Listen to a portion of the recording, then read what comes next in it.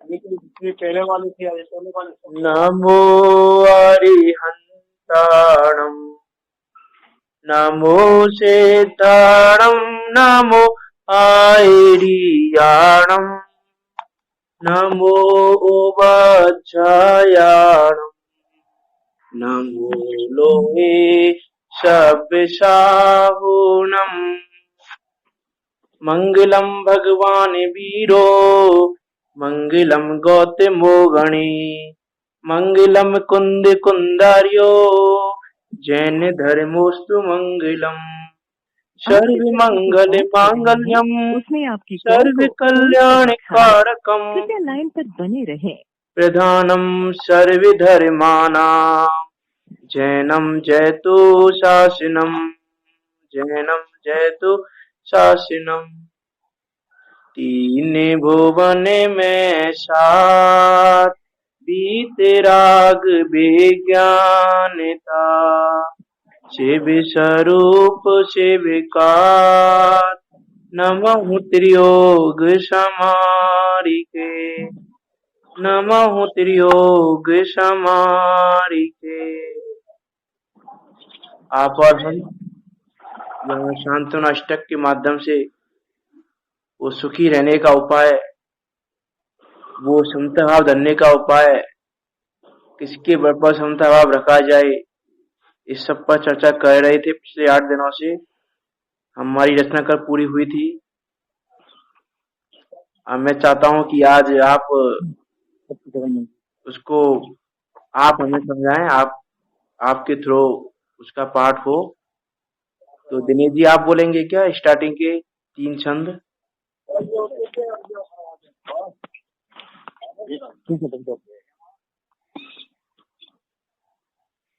दिनेश जी। हाँ, जरा खोल रहा हूँ। हाँ हाँ, पेज नंबर 200 ना? Page number 100। हाँ 200 है, पीडीएफ हाँ, में 101 है पेज नंबर, वैसे बुक का पेज नंबर 200 है। अच्छा, हाँ जी, एक मिनट।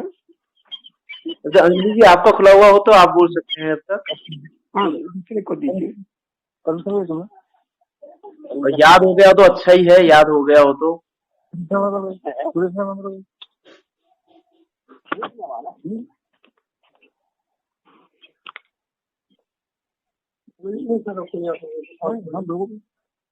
अखिलेश जी आपने खोला हुआ है क्या पीडीएफ?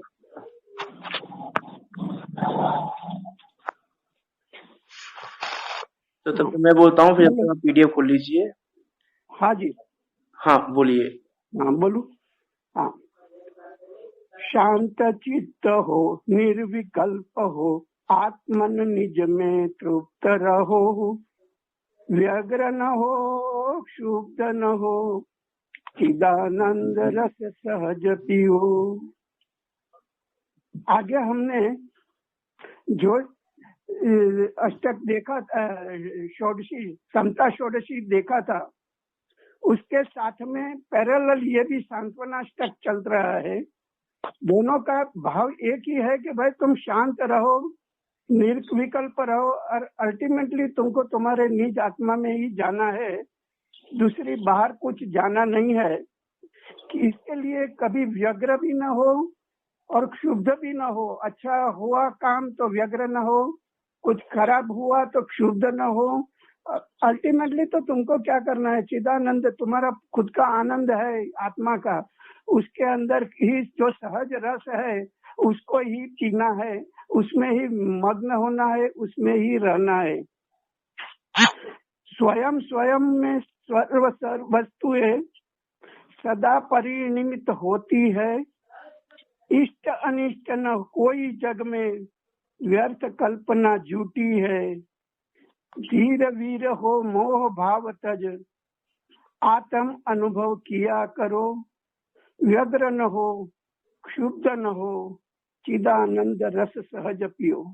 बस वही जो करना है। तो क्या करना है, देखना है कि भाई दूसरे हमारे से जो भी कुछ पर चीज है, शरीर है या धन है या पुत्र पुत्री है, कुटुंब परिवार है, जो सब कुछ है हमारे के सिवा और जो भी है वो सब खुद के हिसाब से चलती है, हमारे हिसाब से कभी नहीं चलती है। वो स्वयं में ही सर्व वस्तुएं चलती है और उसके हिसाब से ही परिणमती होती है, उसका पर्याय उसके हिसाब से चलता है। इसके लिए उसमें कुछ इष्ट अनिष्ट की भावना नहीं रखो कि मैं सोचता हूँ ऐसा होना चाहिए तो वैसा नहीं हुआ तो अनिष्ट होता है, और मैं सोचता हूँ कि ऐसा हो गया, वाह वाह खुश हो गया मेरे कहने से हुआ, तो ऐसा इष्ट भी मत सोचो। कुछ होता नहीं है, हमारे बोलने से कुछ नहीं होता है, हमारे सोचने से कुछ नहीं होता है स्वयं परिणाम जो होता है वो लोग के हिसाब से होता है। मैं करता क्या काम, मैं उसमें क्या कर रहा हूँ, तो ये व्यर्थ की कल्पना झूठी है, वो कर मत। इसके लिए क्या करना है, धीर रहना है, वीर रहना है, और मोह भाव पर के लिए जो मोह भाव रहता है जो कर्म की जड़ है कर्म बंधन के लिए, तो उसको छोड़ने के लिए मोह भाव छोड़कर आत्म अनुभव किया कर, हमारे आत्मा का अनुभव करना है। हेलो, हाँ जी बराबर सर। हेलो हेलो, हाँ बोलिए। हेलो, हेलो गड़बड़ा गया। हेलो हेलो, हेलो, हाँ बोल रहे हम। हाँ,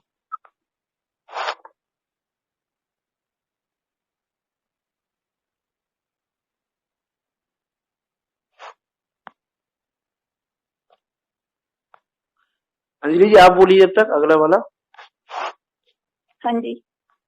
देखो प्रभु के ज्ञान माही सब लोकालोक झलकता है, फिर भी सहज मग्न अपने में लेश आकुलता है। सच्चे भक्त बनो प्रभु वर के हो पथ का, सच्चे भक्त बनो प्रभु वर के ही पथ का अनुसरण करो। व्यग्र न हो शुद्ध न हो चिदानंद रस सहज पियो। जिनेंद्र देव कह रहे हैं कि प्रभु के ज्ञान में सब लोकालोक प्रत्यक्ष झलक रहा है, वह अपने में मग्न है, उनमें लेश मात्र भी आकुलता नहीं है, व्याकुलता नहीं है। हमें भी उन जैसा बनना है। हेलो, हाँ बोलिए। हेलो, हमें भी उन जैसा ही बनना है, उनके पथ का ही अनुसरण करना है, उनके जैसा आचरण करना है, और हमें आकुल व्याकुल नहीं होना, धैर्य रखना है। जो कुछ है सब निश्चित है। हाँ सही बोला आपने भी, और जिनेंद्र जी ने भी सही बोला बिल्कुल, कि वास्तव में जिनेंद्र देव द्वारा प्रणीत प्रत्येक बात हमको समझता रहना सिखाती है। चाहे शांतना अष्टक हो, चाहे समता षोडशी हो, चाहे कोई और रचना हो, चाहे 12 भावना हो, 12 भावना भी हमको समता भाव रखना सिखाती है। मीन जिनेंद्र देव द्वारा प्रणीत प्रत्येक बात हमको यही सिखाती है कि हम समता भाव धरें, अपने कर्मोदय का विचार करें, और अपने कर्मोदय का विचार कर धैर्य ना छोड़ें, अपना व्यग्र ना हो हम, और किसी भी तरह से कर्मोदय का विचार करते हुए, वस्तु तत्व का चिंतन करते हुए, तत्वों का विचार करते हुए समता भाव धारण करें। क्योंकि समता भाव धारण किए बिना आप सम्यक दर्शन के अधिकारी नहीं हो सकते। यदि आप समता भाव ही धारण नहीं कर पा रहे हो तो किसके बल पर सम्यक दर्शन धारण करोगे? कि अरे जब भगवान महावीर के जीव ने सिंह की पर्याय में सम्यक दर्शन ग्रहण किया तो उससे पहले उसने अपनी उग्रता छोड़ी, अपनी क्रूरता को छोड़ा, और अपनी क्रूरता को छोड़कर समता भाव धारण किया कि सामने हिरण भी दिख रहा है, उसको मुनिराज भी दिख रहे हैं, और फिर भी उसने समता भाव धारण कर अपनी क्रूरता को छोड़कर मुनिराजों का उपदेश सुना और उपदेश को ग्रहण करके पुरुषार्थ करके सम्यक दर्शन ग्रहण किया। सपोज कहो यदि वो अपनी क्रूरता नहीं छोड़ता, उस समय यदि वो समता भाव धारण नहीं करता तो ना तो वो उपदेश ही सुन पाता और हो सकता है सम्यक दर्शन भी ग्रहण नहीं करता। तो वास्तव में समता भाव धारण किए बिना सम्यक दर्शन की पात्रता नहीं आती। इसलिए जिनेंद्र देव द्वारा प्रणीत प्रत्येक मार्ग, प्रत्येक बात हमको यही बताता है कि हम समता भाव धारण करें, और हम उसको प्रत्यक्ष जान सकते हैं उस चीज को कि समता भाव धारण करना इजी है कि टफ है। कि समता भाव को धारण करने से क्या होता है और क्या नहीं होता है, कि महापुरुषों पर, सतियों पर, मुनिराजों पर उपसर्ग आए तो उपसर्ग के कारण उन्होंने समता भाव धारण किया कि अब अच्छी पतिया आ रही है। और तीर्थंकर मुनिराज आदिनाथ को 6 महीने आ नहीं मिला तो व्यग्र नहीं हुए, वो आकुल नहीं हुए, व्याकुल नहीं हुए। यार बहुत तब निराहारी स्वरूप में मग्न थे, अपने ज्ञात में मग्न थे। समता भाव धारण किया हुआ था उन्होंने भी, वो भी समता भाव था। मुनिराज भी उपसर्ग के काल में अपनी धर्म आराधना से च्युत नहीं होते, धर्म आराधना हटती नहीं है, धर्म आराधना से डिगती नहीं है।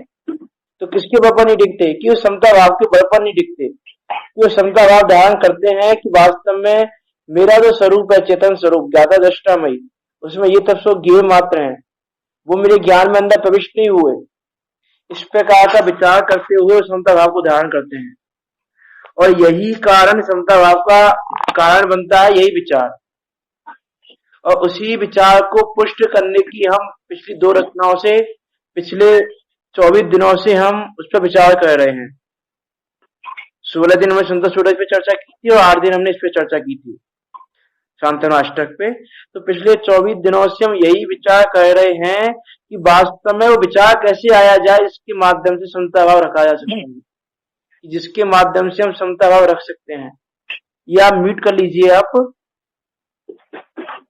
कि हम समता भाव किसके बल पर रखें समता भाव को। तो वही यहाँ पर बताया कि आप किसी को देखो, आप केवली भगवान को देखो, मुनिराजों को देखो, महापुरुषों को देखो, सतियों को देखो, अरे पूरे प्रथमान योग को उठा के देखो, प्रथमान योग के किसी भी भाग को उठा के देखो, किसी भी महापुरुष का चरित्र उठा के देखो, किसी भी सती का जीवन पढ़कर देखो, किसी भी महापुरुष का, तीर्थंकर भगवंतों का, इनका चरित्र उठा के देखो, चक्रवर्तियों का चरित्र उठा के देखो कि भरत चक्रवर्ती वो किस प्रकार रहते थे, किस प्रकार समता भाव धारण करते थे, कि महापुरुष किस प्रकार समता भाव धारण करते हैं, सतियों ने किस प्रकार समता भाव को धारण किया, कि स्त्री पर्याय में होते हुए भी उन्होंने उपसर्गों को सहज रूप से जीत लिया, उपसर्गों के काल में सहज रूप से समता भाव को धारण कर लिया, कर्मोदय का विचार किया, परद्रव्य पर दोष नहीं लगाया। जहां परद्रव्य पर दोष लगाया जाता है वहां समता भाव दूर हो जाती है, कि जहां हमने परद्रव्य का दोष देखा और वहीं पर कथा उत्पन्न हो जाती है। और हमारी प्रॉब्लम भी यही है कि हम परद्रव्य का दोष देखते हैं, कि जहां हमको परद्रव्य का दोष दिखेगा वहां निश्चय से कथाय भाव जागृत होगी। और जब हमको परद्रव्य का दोष ना दिखे, अपना कर्म का उदय दिखेगा, पूर्व भवों का अपना दोष दिखेगा, तो समता भाव अपने आप आएगी। क्योंकि जब तक परद्रव्य का दोष दिखेगा तो हमको क्या लगता है, हम परद्रव्य पे कषाय भाव करके उसको दूर कर सकते हैं। और जब हम कर्मोदय का विचार करेंगे, अपना दोष देखेंगे, तो अपना दोष दूर करने के लिए अपने में जाना पड़ेगा, अपने में रहना पड़ेगा, अपने ज्ञान स्व को जानना पड़ेगा। कि जब तक तुम अपने को जानोगे नहीं तब तक दोष किस पे लगाओगे? अपना दोष माना तुमने तो अपना दोष किसके बल पर मानोगे? तो इसीलिए अपना दोष देखना प्रारंभ करें। अभी हमारी अनादि की मान्यता ऐसी है कि हम परद्रव्यों का दोष देखते हैं, अपना दोष हमको दिखता ही नहीं है। अपना दोष होते हुए भी हम लौकिक में इतने चतुर हैं कि हमको दिख रहा प्रत्यक्ष की गलती हमारी है किसी भी काम में, लेकिन फिर भी हम उसमें भी ये ढूंढते हैं कि किस प्रकार से गलती को दूसरों के सिर पे मारा जाए, दूसरों के माथे रखा जाए, दूसरों को दोष लगाया जाए गलती का भी। इतने चतुर है लौकिक में। तो वास्तव में परद्रव्यों का दोष छोड़कर अपना दोष देखना स्टार्ट करें, क्योंकि जब तक अपना दोष नहीं देखेंगे तब तक वो दोष दूर होगा नहीं, और जब तक वो दोष दूर नहीं होगा तब तक कर्म का उदय दूर होगा नहीं। कर्म बनते रहेंगे, उदय में आते रहेंगे, और जब वो दोष दिखेगा, उदय दिखेगा, तो दोष भी दूर होगा, उदय भी दूर होगा।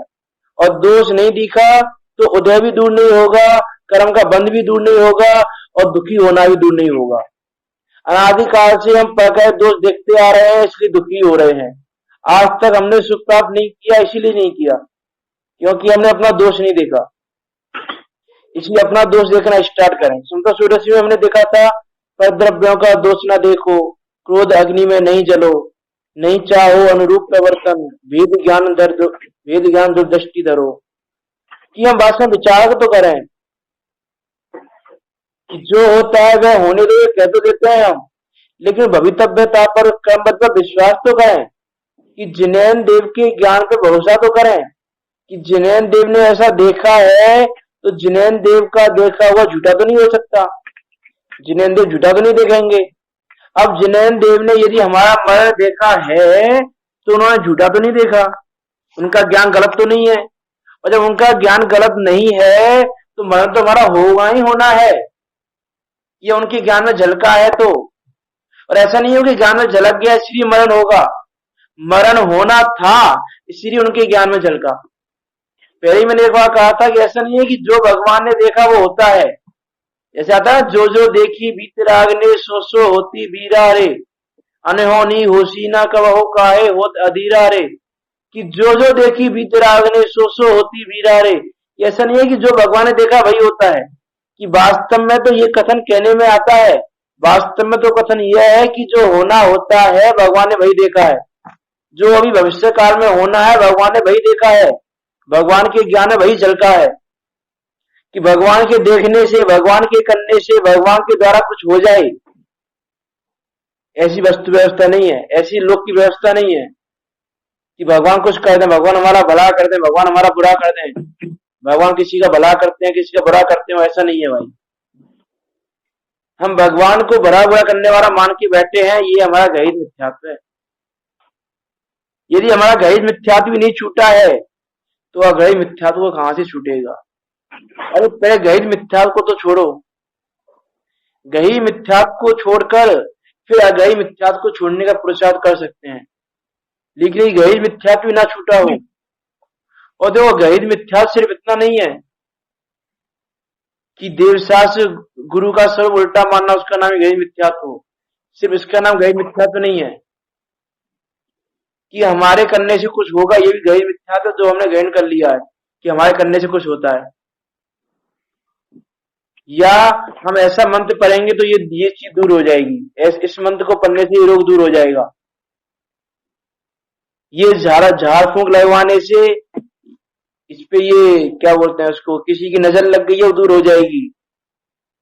इस प्रकार से जो हम बच्चों की नजर उतारते हैं, बच्चों को सूर्य चंद्रमा क्या क्या लगाते हैं, क्या क्या बांधते हैं उनको क्योंकि नजर ना लगे, तो ये सारी चीजें जो ये भी गहिर मिथ्यात्व के अंदर आती हैं। तो जब तक हम वस्तु स्वरूप को नहीं जानेंगे तब तक हमारा गहिर मिथ्यात्व नहीं छूटने वाला। अरे हमने बस ये मांग के बैठे हैं हम कि हमने देवशास्त्र गुरु को, हम कुदेव को शास्त्र को नहीं मानते तो हमें गहिर मिथ्यात्व नहीं है।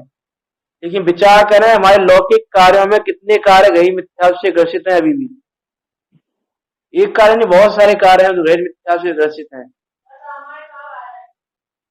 कोई भी चीज हो उसमें, आज आप यदि महापुरुषों पर लांछन लगा रहे हो, जो जीव चरम शरीरी है, मोक्षगामी है, और आप उसको यदि लांछन लगा रहे हो तो आप गहिर मिथ्यात्व का पोषण कर रहे हो, उस मिथ्यात्व को ग्रहण कर रहे हो, नए नए मिथ्यात्व को। जैसे अभी कुछ दिनों पहले फेसबुक पर एक पोस्ट आई थी कि कुंभकर्ण जैसा बनो, घर पर रह के आराम से सो, जिससे कोरोना वायरस ना फैले। तो तुमने क्या माना कि कुंभकर्ण वो राक्षस है जो 6 महीने सोता है? अरे भाई विचार तो करो, वो चरम शरीरी है, मोक्षगामी है, जिन शासन का भक्त है, सम्य दृष्टि जीव है, और तुम उसके बारे में ऐसा बोल रहे हो तो तुमने कितना बड़ा मिथ्यात्व को पुष्ट कर लिया। और बोल ही नहीं रहे हो, तुम उसको देख भी रहे हो यदि, और देख देख के यदि हर्षित हो रहे हो उसमें,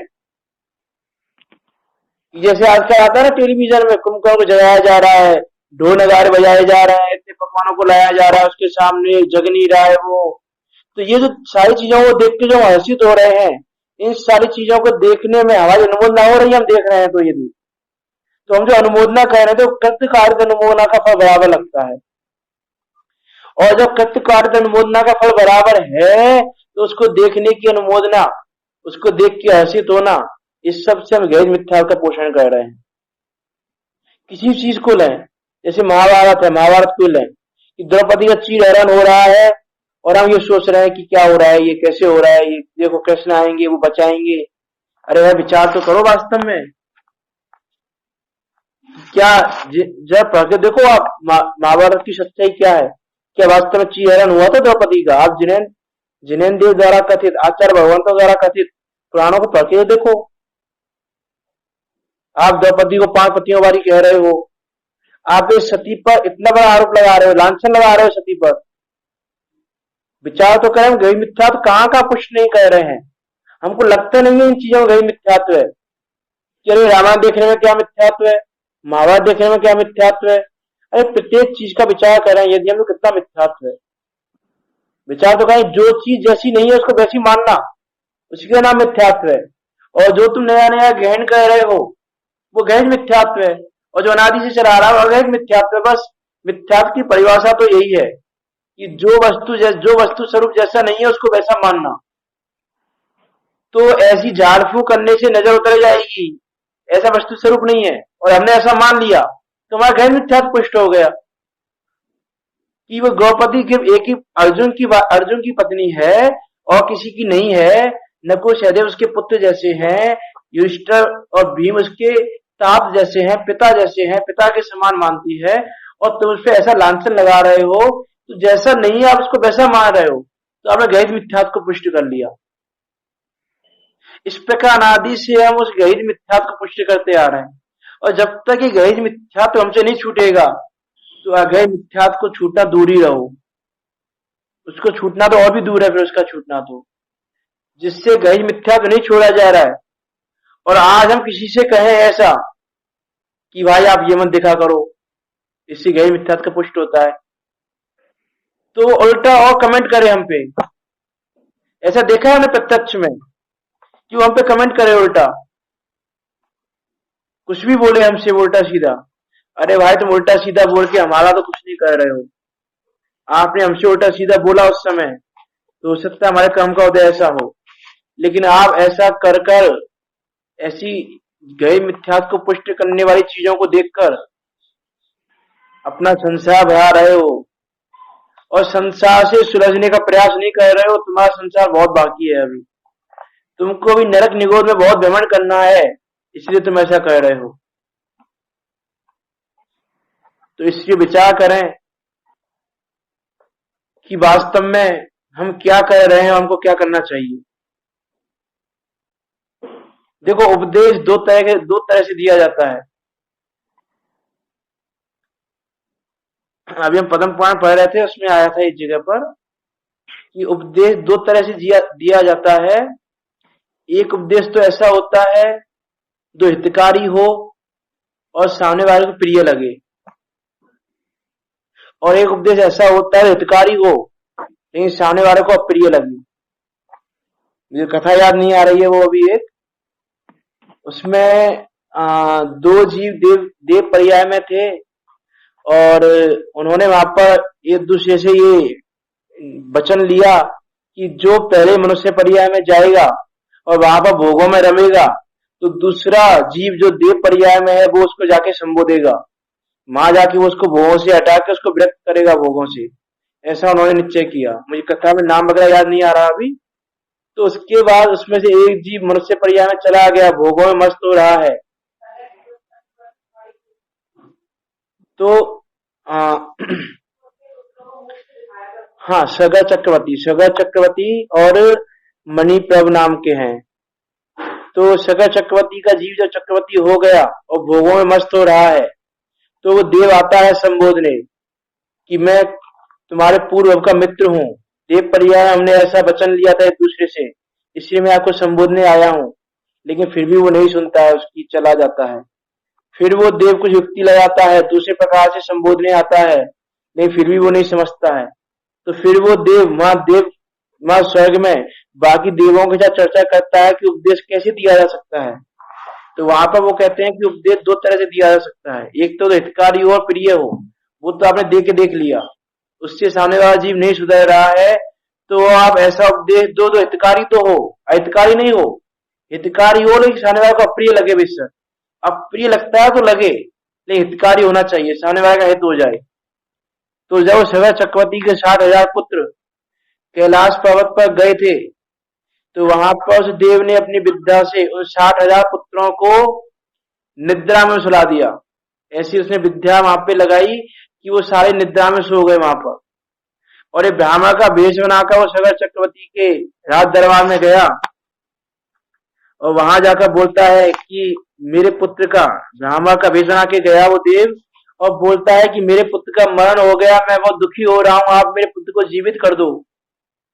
तो सगर चक्रवर्ती बोलता है कि ये जन्म मरण तो आयु आधीन है, आप क्यों दुखी हो रहे हो, ये दिन सबका मरण होना है, जिसका संयोग हुआ उसका वियोग होना है। तो इस प्रकार जब वो सगर चक्रवर्ती बोलता है तो वो ब्राह्मण बोलता है कि यदि आपका ऐसा उपदेश है, यदि आपकी ऐसी मान्यता है, तो यदि आपके पुत्रों का आपसे वियोग हो जाए तो आप क्या करोगे। तो तब वो बोलता है कि आपके पुत्र कैलाश पर्वत पर मृत अवस्था में पड़े हैं 60,000 पुत्र। तो ऐसा सोचकर वो तुरंत विरक्त हो जाता है और मुनि दीक्षा ग्रहण कर लेता है, भोगों से विरक्त हो जाता है। और उधर वो 60,000 पुत्रों के पास जाके कहता है वो देव कि किसी ने ब्राह्मण वेश में आकर तुम्हारे पिता को विरक्त कर दिया है तुम्हारी मृत्यु की झूठी सूचना देके। तो 60,000 पुत्र भी विरक्त हो जाते हैं ये ऐसा सुनकर, और सब मुनि दीक्षा धारण कर लेते हैं। और मुनि दीक्षा धारण जब कर लेते हैं सब, जब वो देव अपने असली स्वरूप में आकर बोलता है कि मैंने ऐसी युक्ति लगाई थी, आप मुझे क्षमा करें, तो तब वो बोलते हैं कि आपने तो हमारा उपकार ही किया। तो इस प्रकार वो उपदेश जो है, जो मेरे कहने का मतलब था कि वो उपदेश हितकारी और अप्रिय हो सकता है। तो किसी से हम कहें तो उसको ऐसा ना लगे कि देखो मैं हमसे ऐसा कैसे कह दिया इसने, कि भाई हमने ऐसा कहा है तो हमने आपकी निंदा करने के लिए या आपको लोक में नीचा दिखाने के लिए नहीं कहा है, आपका हित हो उसके लिए कहा है। बहुत सारे जीव होते हैं जो बुरा मान जाते हैं, लेकिन कभी करुणा पूर्वक, कभी करुणा बुद्धि से ऐसा विकल्प आ जाता है कि हम उसको ऐसा बोल दें, ऐसा बता दें। मानता है तो अच्छी बात है, नहीं मानता है तो भी अच्छी बात है। मानेगा तो हमारा कुछ जाएगा नहीं, और नहीं मानेगा तो भी हमारा कुछ जाएगा नहीं। मानेगा तो कुछ आएगा नहीं हमारे पास, और नहीं मानेगा कुछ जाएगा नहीं हमारा। तो इस प्रकार हम विचार करें, कोई भी यदि हमको हितकारी उपदेश दे, हमको अप्रिय भी लग रहा हो, तो उस समय ये विचार करें, अप्रिय लग रहा हो तो ऐसा नहीं हाँ अप्रिय उपदेश को हम हितकारी मान लें, कि हर अप्रिय उपदेश हितकारी नहीं हो सकता। लेकिन जब किसी ने हमको उपदेश दिया वो हमको अप्रिय भी लग रहा है यदि, तो उस समय परीक्षा करें उपदेश की, किसने जो उपदेश दिया है वो सही दिया है कि गलत दिया है, इसने जो हमको बताया वो हमारे हितकारी है कि अहितकारी है। उसका विचार करके हितकारी हो तो उसको ग्रहण करो, और अहितकारी हो तो ग्रहण नहीं करो। ग्रहण करना ना करना वो आपके अधीन है कि आप ग्रहण करते हो या नहीं करते हो, क्या ग्रहण करते हो क्या ग्रहण नहीं करते हो वो आपके अधीन है। इसलिए हमारी चर्चा चल रही थी इस पे कि हम अनादि काल से मिथ्यात्व के कारण दुखी हैं कि जो हमारी कर्तव्य ममत्व बुद्धि है, और जब तक हम समता भाव धारण नहीं करें, कर्मोदय का विचार नहीं करें, तब तक हमारा वो दूर होने वाला नहीं है मिथ्यात्व। इसलिए देखो यहाँ पहले छंद में कहा कि सब वस्तुएं सहज रूप से अपने अपने में परिणमित हो रही हैं, कोई भी वस्तु इष्ट या अनिष्ट नहीं है। इष्ट अनिष्ट वस्तु जब होती जब वो दूसरे का कुछ परिणाम करा सकती थी, कि दूसरे का अच्छा या बुरा परिणाम करा सकती होती, तो हम कहते हैं कि अच्छा परिणाम कराने वाली इष्ट है, बुरा परिणाम कराने वाली अनिष्ट है। लेकिन सेम में सब वस्तु अपने अपने में परिणमित हो रही है, कोई दूसरे को परिणाम नहीं करा रही है, मीन्स कोई वस्तु इष्ट अनिष्ट नहीं है। इसलिए धैर्यवान बनो, वीर बनो, और धीर भीर हो मोह भाव तज आत्म अनुभव किया करो। और प्रथमा योग में देखें, हम प्रभु को देखें कि प्रभु के ज्ञान में तीनों लोग झलक रहे हैं प्रत्यक्ष, फिर भी उनको लेस मात्र आकुलता नहीं है। तो हम क्यों एक वस्तु को जानने के बाद आकुलता करें, कि जब भगवान तीन लोक के समस्त द्रव्य गुण पर्यायों को एक समय में एक साथ प्रत्यक्ष जान रहे हैं, तीनों लोकों के तीनों कालों के सभी द्रव्य गुण पर्यायों को, और जब वो आकुल नहीं हो रहे हैं तो हम एक समय में एक द्रव्य का भी एक भाग जानते हैं। एक द्रव्य को पूरा नहीं जानते, एक द्रव्य के भी एक भाग को, एक अपेक्षा को जानते हैं, उसके बाद हम आपको व्याकुल क्यों हो।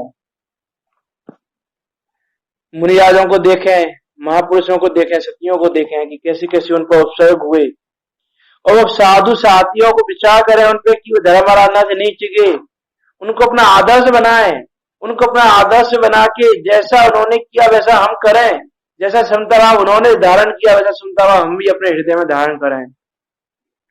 व्याकुल होने से दुख दूर होता नहीं है, सिर्फ पाप बंदी होता है व्याकुल होने से। इसलिए व्याकुल होना छोड़े। होए भव्य अपाय नहीं, व्याकुल होने से कोई उपाय नहीं होता।